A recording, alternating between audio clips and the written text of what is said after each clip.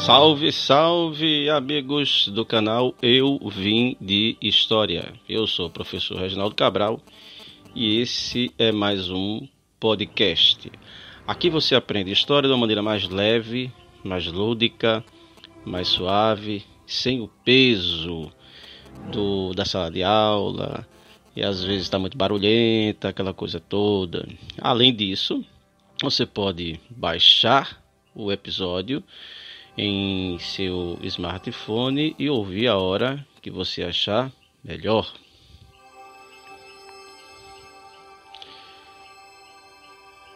Queria dizer aos nossos ouvintes que o nosso canal no Instagram está lá, você pode se inscrever, Eu Vim de História, e no YouTube também. Faremos no Instagram, além de compartilhar os links dos podcasts que vão estar disponíveis no YouTube, nós também vamos fazer algumas lives e alguns vídeos, mas isso é uma questão a posteriori. Recebemos também algumas DMs pedindo indicações de temas, que nós estamos já fazendo a pauta para poder fazer o podcast e disponibilizar. Mas o tema de hoje é civilização egípcia.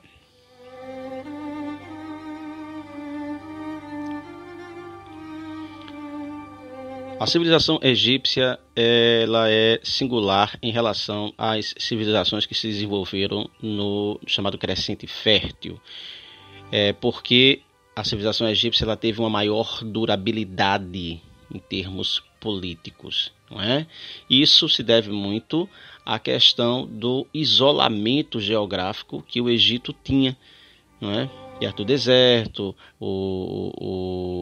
o Mediterrâneo. Então, as fronteiras naturais proporcionaram à civilização egípcia ter um período de história sem grandes interrupções. É lógico que houveram alguns problemas, de invasões, mas não ao ponto, se comparado, por exemplo, com a civilização mesopotâmica, que foi um conjunto de povos, de sucessões, de dominações. A civilização egípcia ela tem uma história mais linear.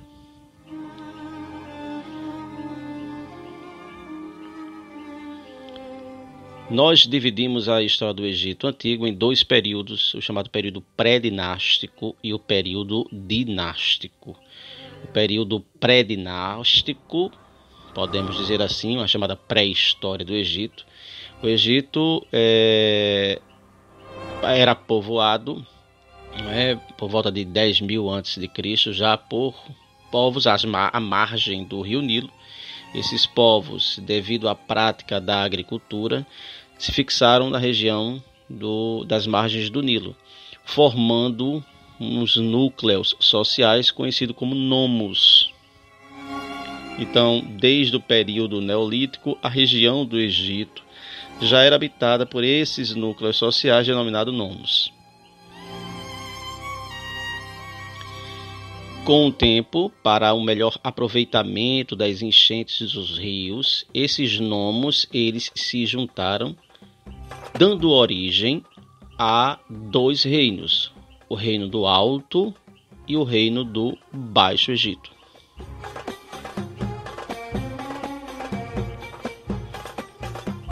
Por volta de 3.200 a.C., houve a unificação dos reinos do Alto e do Baixo Egito, sendo Menes considerado seu primeiro faraó.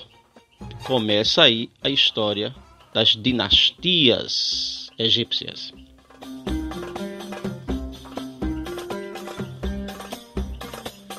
A história do período dinástico é dividida em três períodos, o chamado Antigo Império, Médio Império, Novo Império. Este Novo Império, o período de apogeu e declínio da civilização egípcia.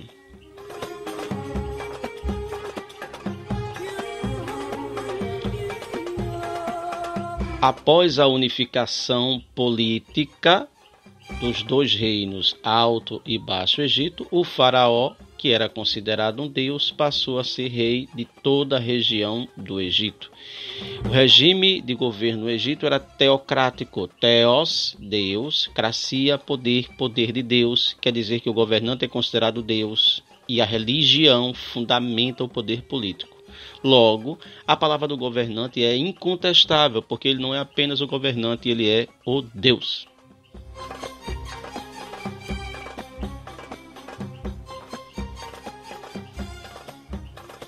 Esse período chamado de Antigo Império, mais ou menos de 3.200 a.C. até 2000 a.C., foi um período em que surgiram as primeiras dinastias e destaca-se aí as construções das pirâmides de Gizé, né?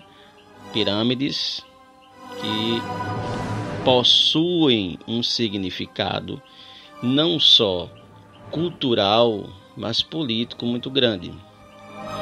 A grandiosidade das pirâmides, ela tinha uma função de fazer com que no inconsciente popular egípcio eles enxergassem aquela grandiosidade personificada na figura do seu governante.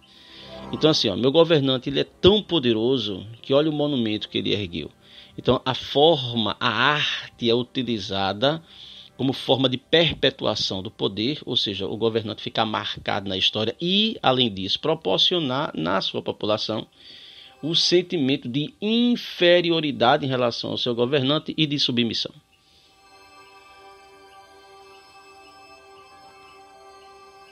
Por motivos de revoltas locais dos administradores locais, os antigos nomarcas, na medida que houve conflito entre eles, enfraqueceu-se o poder do faraó, dando origem aí ao primeiro período intermediário da história do Egito. O faraó perde o poder e o poder volta a ser fragmentado, não é, com os poderes locais dos nomarcas, que tinham influência em determinadas localidades. Isso foi resolvido após a nobreza da cidade de Tebas, uma cidade importantíssima do Egito, perceber que a fragmentação política era ruim para a prosperidade econômica e as atividades comerciais. Logo, a nobreza tebana ela agiu para uma nova centralização política, fazendo com que houvesse um fortalecimento do poder do faraó em detrimento dos poderes locais dos nomarcas. Começa aí o chamado Médio Império.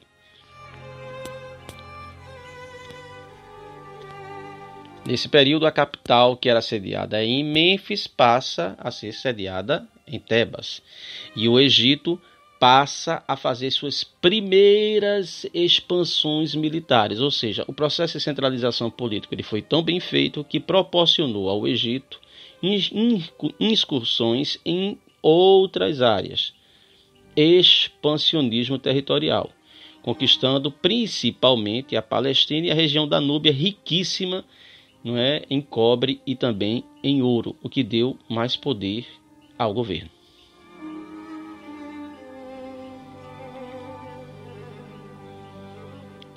Por volta de 1800 e 1700 a.C., um povo vindo de origem asiática, os Ixos, um povo extremamente guerreiro, conhecedor de técnicas militares, invade o Egito, fazendo com que o poder central do faraó novamente declinasse, ruísse.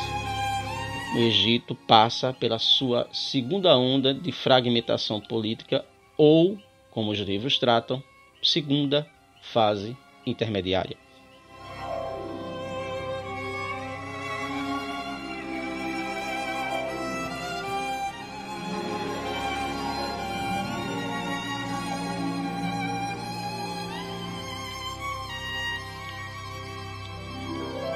Com a invasão dos Ixos e o posterior enfraquecimento do faraó, a vulnerabilidade fez com que outros povos também invadissem a região do Egito. E aí os hebreus invadem o Egito.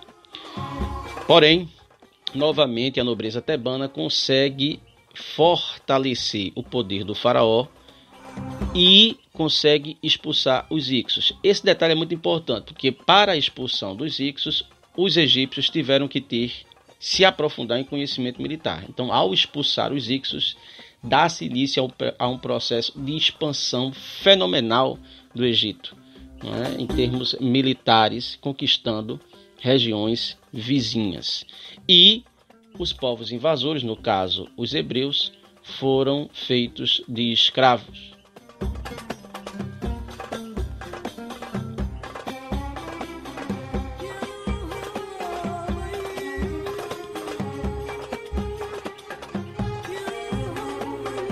A civilização egípcia entrou em decadência após vários fatores: crise econômica, algumas invasões, disputas políticas internas, e aí os egípcios passaram por um processo de dominação sucessiva. Primeiro os assírios, depois os persas, aí depois vem Alexandre Magno, aí depois vem os romanos, e aí a civilização do Antigo Egito ela definha, mas o seu legado permanece até hoje.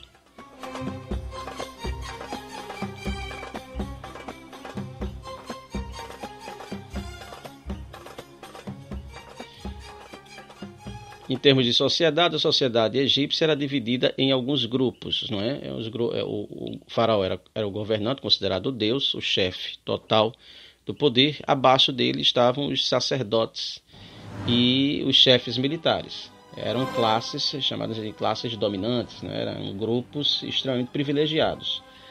Lógico, se você tem um governo, que o governante é considerado Deus, lógico que a classe sacerdotal ela é fundamental, porque é ela que mantém a crença no governante Deus. E os chefes militares, por sua vez, também são importantíssimos no processo de expansão territorial.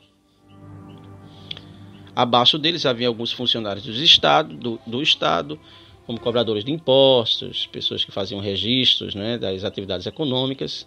E na base social havia os artesãos, os camponeses, que trabalhavam nas terras do Estado para o sustento do mesmo, e os escravos, que geralmente eram prisioneiros de guerra utilizados nas grandes construções como as pirâmides e as obras hidráulicas, canais de irrigação, enfim.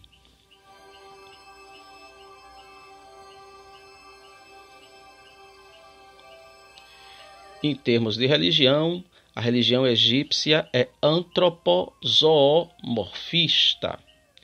Eles acreditavam na vida após a morte.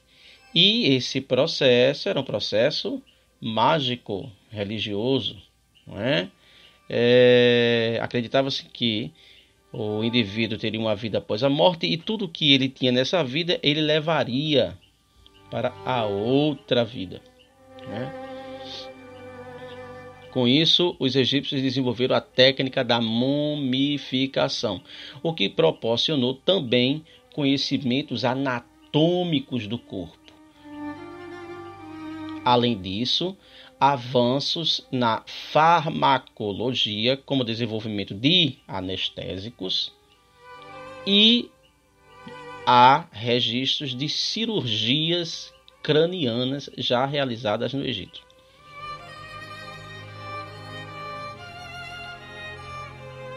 Para as grandes construções, obviamente, é necessário conhecimento de matemática, de geometria, de física, para saber, aproveitar as melhores enchentes dos rios e melhor produtividade agrícola.